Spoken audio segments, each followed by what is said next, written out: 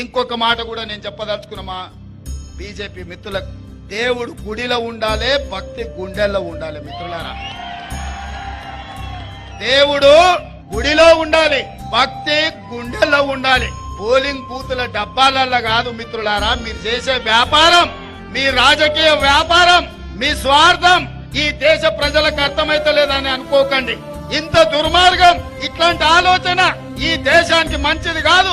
కేవలం మీరు గెలవడం కోసం ఇట్లాంటి కుట్రలు కుతంత్రాలు చేయడం ఈ దేశానికి మంచిది కాదు. ఇట్లాంటి ఆలోచన మానుకోండి. ఎవరి మత విశ్వాసం వాళ్ళని. నేను హిందువులని గర్వపడతా, ముస్లింలను, క్రిస్టియన్లను, సిక్కులను ఆదరిస్తా, గౌరవిస్తా. ముఖ్యమంత్రిగా నా బాధ్యత. మత సామరస్యం పాటించడం అనేది రాజ్యాంగం మనకు నేర్పిన, మన పెద్దలు తరతరాలుగా మనకిచ్చిన మన సాంప్రదాయం. దీన్ని కూడా రాజకీయాలకు వాడుకోవాలని బీజేపీ చూస్తుంది.